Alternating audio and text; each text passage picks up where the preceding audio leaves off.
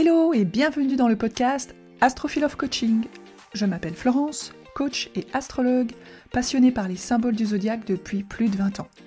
Ici on parle des signes, des planètes, des aspects, des transits et plus pour t'aider dans ton analyse et aborder la vie sous plusieurs angles. Si tu es dans la démarche d'apprendre à lire un thème astral, le tien, celui de tes proches ou de tes clientes, et que tu cherches tips et astuces pour faciliter et simplifier ta lecture, tu es au bon endroit. Que tu sois au chaud, au froid, assise, debout ou au volant, savoure ce moment et profite de l'épisode du jour. Belle écoute!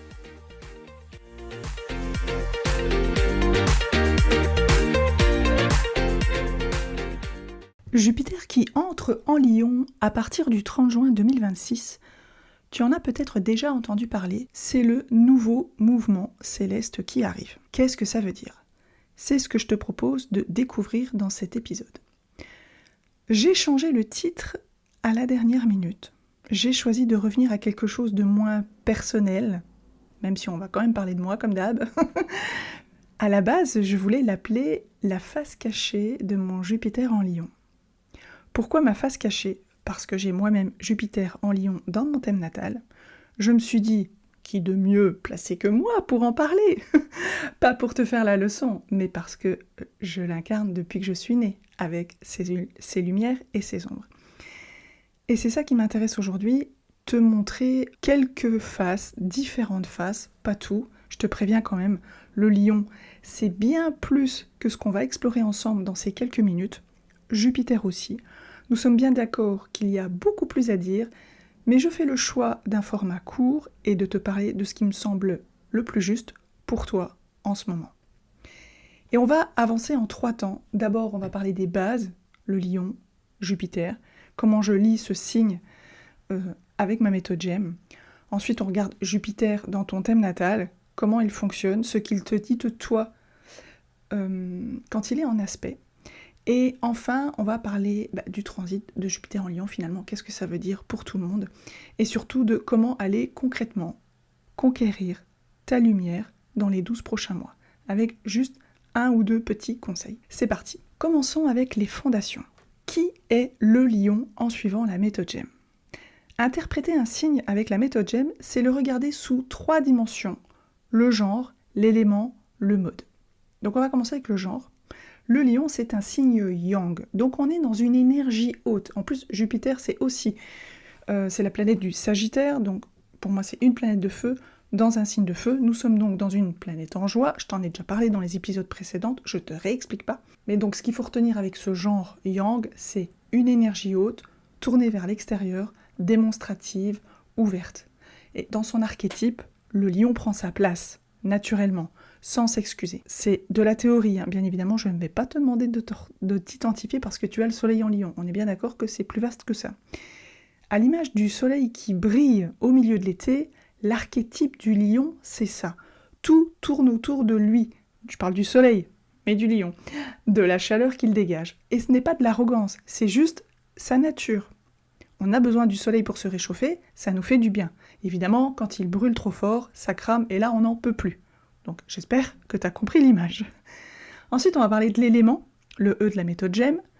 Le Lion est un signe de feu. Et parmi les 3 signes de feu, le Bélier, le Lion et le Sagittaire, chacun incarne le feu différemment. Le Bélier, c'est l'étincelle qui allume. Le Sagittaire, ce sont les braises rassemblées qui forment la connaissance à transmettre. Et d'ailleurs, si on déplace les braises, on peut recréer un foyer ailleurs. La métaphore est intéressante. Ici, nous sommes dans le feu, le foyer. Ça, c'est le Lion. Les belles flammes jaunes, bien installées, chaudes et stables. Ce qui est fascinant avec les signes de feu, c'est qu'ils sont leur propre source d'énergie. Ils n'ont pas besoin de l'extérieur pour exister. J'avais lu, je crois que c'est dans le livre de Stéphane Arroyo, il disait que l'air... Enfin, voilà, je vais paraphraser, hein, c'est pas forcément ce qu'il dit, mais c'est ce que moi j'en ai retenu. L'air a besoin de l'autre pour communiquer, l'eau a besoin aussi de l'extérieur pour faire miroir avec ses émotions. Bon, la Terre, elle vit dans la réalité et la matérialité, donc sans rien à toucher, elle n'existe pas. Mais le feu, lui, il s'allume de l'intérieur avec le Bélier, brûle depuis l'intérieur avec le Lion et devient source d'inspiration intérieure avec le Sagittaire. Et moi, j'ai toujours considéré que l'élément en astrologie, et l'élément d'un signe doit être considéré comme une priorité. Et la priorité du feu, c'est l'action. Le lion est son propre créateur. Il est à la fois le scénariste, le réalisateur et l'acteur. Et puis il y a le M de la méthode GM, qui est le mode, autrement dit le positionnement. Ici, c'est un signe fixe. Il est au cœur de l'été, entre le Cancer qui ouvre la saison et la Vierge qui la referme. Et les signes fixes, ce sont les piliers du zodiaque. Stables, déterminés, habités par des convictions profondes. Et le lion, lui, il sait au fond de lui qu'il peut compter sur sa force vitale. Il en a la conviction. Et dans les grandes lignes, pour te donner un peu plus de vocabulaire, sur les lumières du lion, on le dit aussi généreux, loyal, positif, protecteur, puissant, plein d'amour. Maintenant, parlons de Jupiter, avant même de parler de Jupiter en lion. Jupiter dans ton thème natal, c'est un peu ton masque social, le rôle que tu endosses en société, de l'enfance, plus ou moins de 7 à 45 ans, jusqu'à une quarantaine bien tassée. C'est le guide qui est en toi, le prof, l'éducateur, celui qui porte sa morale, son éthique, ses propres règles de société. Le signe de ton Jupiter, c'est le signe à travers lequel tu prêches. Des valeurs que tu portes en toi comme importantes, que tout le monde devrait suivre selon ta loi, et même que tu imposes parfois. Et c'est précisément pour cela qu'on dit que Jupiter amplifie. Ce n'est pas une amplification neutre, c'est une amplification avec un message, avec une conviction. Jupiter grossit le trait parce qu'il croit profondément en ce qu'il prêche. Et selon comment il est positionné dans ton thème, il peut aussi représenter une forme d'autorité naturelle ou extravagante dans les valeurs du signe qu'il accueille. Maintenant, Jupiter en lion, c'est amplifier tout ce que je viens de te décrire sur le lion, l'élan vers la lumière, la générosité, la confiance en soi, l'estime de soi, la place qu'il pense lui revenir, mais Jupiter n'a pas de limite. Il déborde, il exagère. Et dans cette démesure, il peut même devenir autoritaire, dominateur, élitiste, nombriliste, cherchant la flatterie, ce qui le conduit à une forme de naïveté parfois, de croire que tout le monde le regarde et l'admire, ou le juge et le critique, et c'est pour ça qu'il prête beaucoup attention au regard des autres, parce qu'il croit qu'on le regarde en fait. On le qualifie d'égocentrique, mais équilibré sainement, il peut simplement être égocentré. D'où la notion de fixe et de ne pas bouger. Et on verra plus loin en quoi cette qualité peut servir la confiance en soi. Mais pour conclure avec cette histoire de démesure, elle peut prendre une forme très particulière, celle d'un ego qui dit « je vais m'en sortir, je garde la tête haute », même quand en vrai on est au bout du rouleau. Je vais te raconter quelque chose. Quand je me suis séparée de mon premier mari il y a plus de 20 ans, j'étais dans la toute-puissance de mon Jupiter en lion, tête haute, digne, entière, parce que le lion ne te montre jamais qu'il est blessé, c'est une question d'honneur, mais dans cette posture, il y avait quelque chose de plus sombre. Un ego qui refusait de demander de l'aide, qui refusait d'admettre qu'on ne peut pas tout porter tout seul. Et une des plus belles leçons que j'ai apprises avec le temps pour revenir et honorer Jupiter en lion de manière saine, c'est ça. Échouer, ce n'est pas une honte, c'est juste une méthode qui n'a pas fonctionné, rien de plus. On recommence autrement et on réussit mieux. Voilà pour une première base. Maintenant, on va aller chercher Jupiter dans ton thème natal. Regarde ton thème astral, et si tu ne l'as pas encore, ou si tu ne sais pas où se trouve Jupiter, tu peux faire maintenant une pause. Dans la description de cet épisode, tu trouveras un lien pour rejoindre ma formation gratuite Ton profil astral de base. Ça te prend 30 minutes, et cela te permet de savoir où sont les planètes dans ton thème, dans quel signe, et de rester actrice ou acteur de ce que tu lis ou entends sur l'astrologie, et savoir si tu es concerné. Si tu sais où se trouve Jupiter dans ton thème, on continue. Maintenant que tu as ton thème sous les yeux et que tu as identifié où se trouve Jupiter, c'est une planète qui ressemble à un 4, si ça peut t'aider. Alors on s'en fout du signe, je te demande pas de savoir si Jupiter est en lion. Ce que je vais te demander de regarder, c'est est-ce qu'il y a où se trouve Jupiter un petit rond ou un trait, une ligne qui part de Jupiter vers une autre planète dans ton thème. C'est ce qu'on appelle un aspect. Ça peut être donc, s'il y a un rond, ça veut dire que Jupiter est à côté d'une autre planète, on appelle ça une conjonction. S'il y a une autre planète en face et on voit clairement un trait de Jupiter vers la planète en face, on va appeler ça une opposition. Si tu vois un carré, c'est-à-dire à un angle de 90 degrés, une ligne rouge le plus souvent, ça veut dire que Jupiter est en carré à une autre planète. Tu peux avoir un trait bleu si c'est un trigone, ou un petit trait bleu si c'est un sextile, bref. S'il y a un trait qui part de Jupiter vers une autre planète. Ça, c'est un aspect. Et c'est important parce que ça peut vouloir dire que Jupiter amplifie la fonction de la planète qu'il touche. Limite, Jupiter prêche sur la fonction. Il peut grossir le trait de la fonction de manière lumineuse ou plus sombre. Jupiter en aspect à une autre planète dans ton thème signifie simplement qu'il y a une part de toi qui est probablement, voire légèrement, démesurée. C'est une manière d'interpréter, ce n'est pas la manière, elle n'est pas exhaustive, il y a plein d'autres choses à dire sur les aspects, mais j'avais juste envie de te partager ça. Et note que ce n'est pas forcément problématique, c'est juste démesuré. Je vais te donner quelques exemples, les miens, parce qu'il n'y a rien de plus honnête que de parler de ce qu'on vit vraiment. Mon Jupiter natal, en Lion du coup pour le coup, est sextile à ma lune en Gémeaux. Ces deux-là forment une complicité naturelle, parce que le Gémeaux et le Lion ont quelque chose en commun. Le jeu, le plaisir, le divertissement, l'amusement. Et quand tu me vois faire des sketchs sur Instagram, changer de costume, incarner des personnages, c'est exactement ça. C'est cette complicité qui existe dans mon thème astral entre ma lune en Gémeaux et mon Jupiter en Lion. Parce que le Lion, c'est le signe...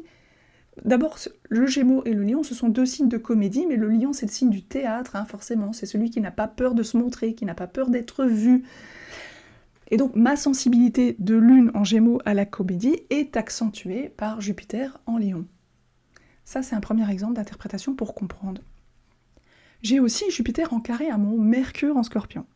Ce carré-là, il donne une tendance à exagérer le verbe, à amplifier ce que je raconte, à faire d'une histoire une épopée. Et s'il touche le Scorpion, malgré que Jupiter soit en Lion, parfois Jupiter peut accentuer un verbe négatif. Ça, c'est une manière d'interpréter. Et je le reconnais, complètement. Mais je te rassure, cela se soigne. Avec les années, et mon Saturne en Vierge qui veille, je deviens un peu plus précise et j'exagère moins.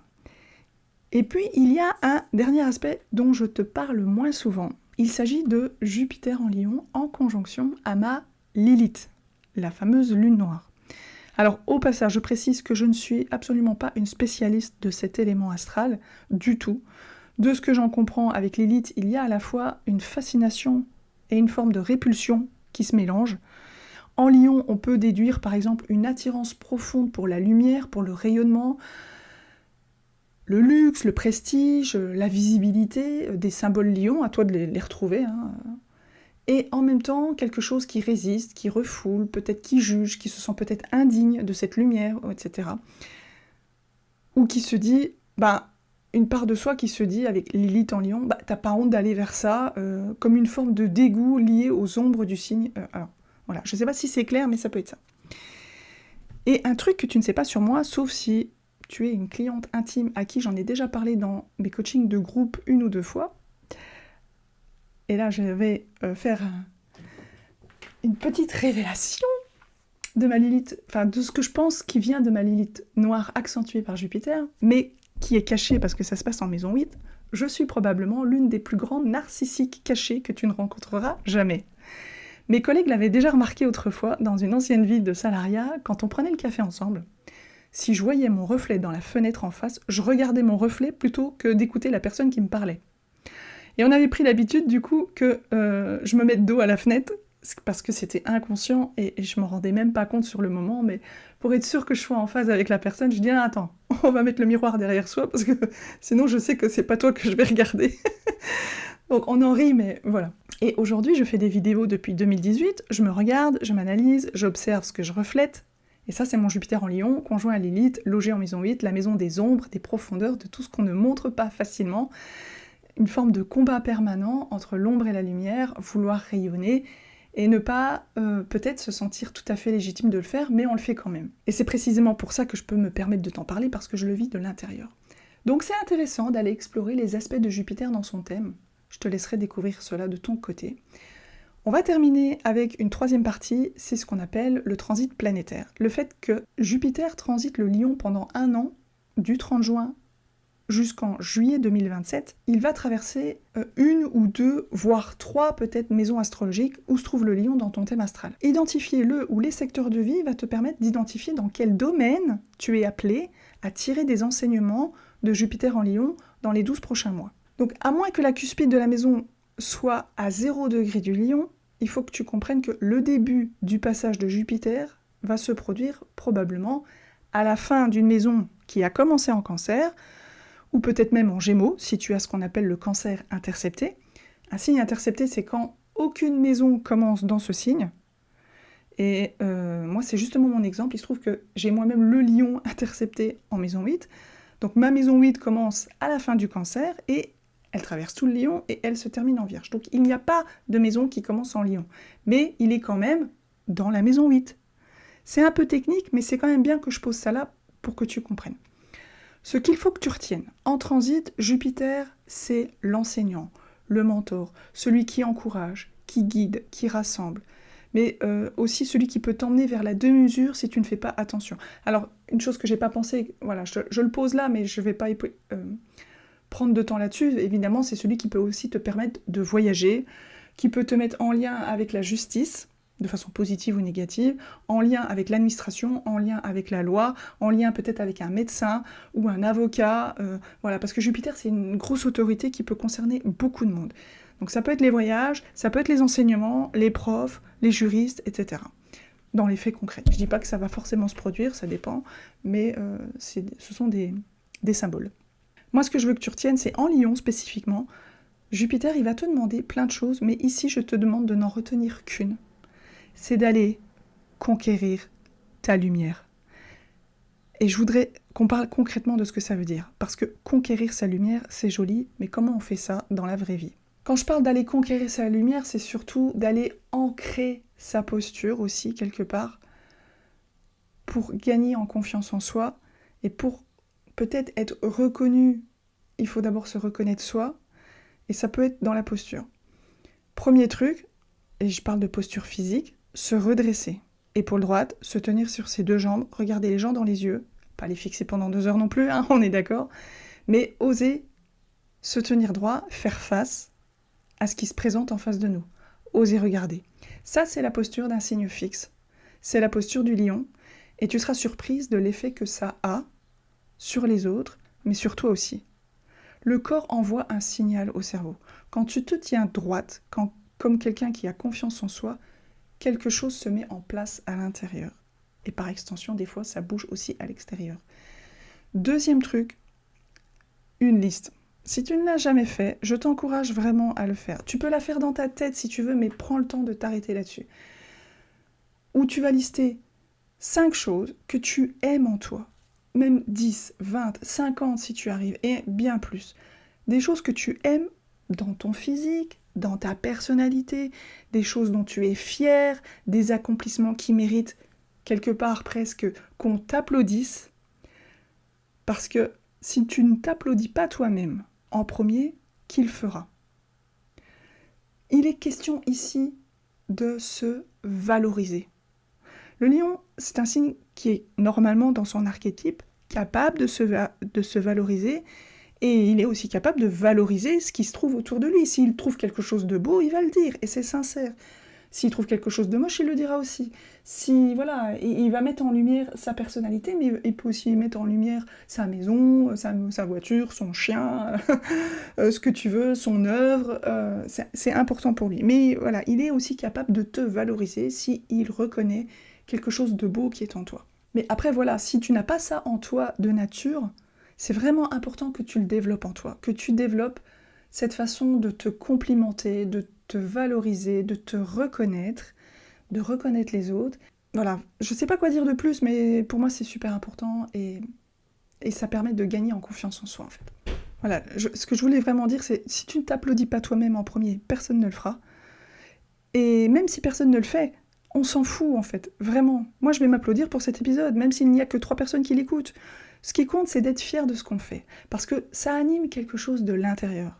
Et c'est ça, le feu du lion, ce truc qui brûle en toi, indépendamment de ce que les autres en pensent. Et donc, une autre chose, c'est qu'on va identifier ta maison. Dans quelle maison Jupiter en Lion va-t-il transiter chez toi?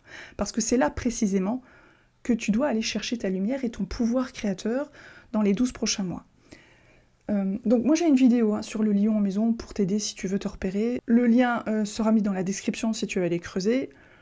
Mon truc à moi en ce moment, ça va être d'aller rallumer en maison 8, c'est justement de mettre en lumière ce qui est sombre, non pas pour y rester, mais bien évidemment pour s'en libérer, parce que la maison 8 c'est aussi une maison d'évolution. Et Et parfois, ça crée des blocages inconscients.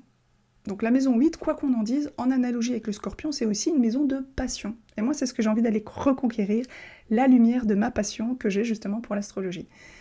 Je dis pas qu'elle était éteinte, mais après 8 ans, je pense qu'il est intéressant que je revienne à la source de ce que j'ai commencé à créer il y a plusieurs années, et de revenir à mes bases, de ne pas trop me prendre la tête et de retrouver le plaisir. Je parlais de plaisir il n'y a pas longtemps dans un post Instagram sur le retour de Chiron en Taureau, et je trouve ça assez intéressant qu'on ait en même temps Jupiter qui arrive en Lion, on a une deuxième couche de se faire plaisir, et ça c'est super important. Donc voilà, une chose à retenir, Jupiter en Lion, c'est un an pour apprendre que ton feu intérieur n'a pas besoin de la permission de l'extérieur pour brûler. Et si tu veux aller plus loin, mieux te connaître, gagner en confiance, oser prendre ta place, que ce soit dans une relation, au travail ou dans ta famille. Note que je prépare quelque chose pour la rentrée. Ça se passera plus ou moins au mois d'octobre, mais évidemment je vais commencer déjà à en parler tout doucement. Je t'en dirai plus très bientôt, mais prends le temps de m'écrire si l'idée te parle. L'idée c'est d'apprendre à devenir la meilleure version de toi en apprenant à te découvrir dans ton thème astral et à te reconnaître. Tu es la scénariste, la réalisatrice et l'actrice de ta propre vie. N'oublie jamais ça. Et ça, c'est majestueux. Donc Jupiter en Lion pour les prochains mois t'autorise à rayonner la plus belle personne qui est en toi. En attendant de te retrouver pour un prochain épisode, je te dis prends bien soin de toi et on se retrouve très vite.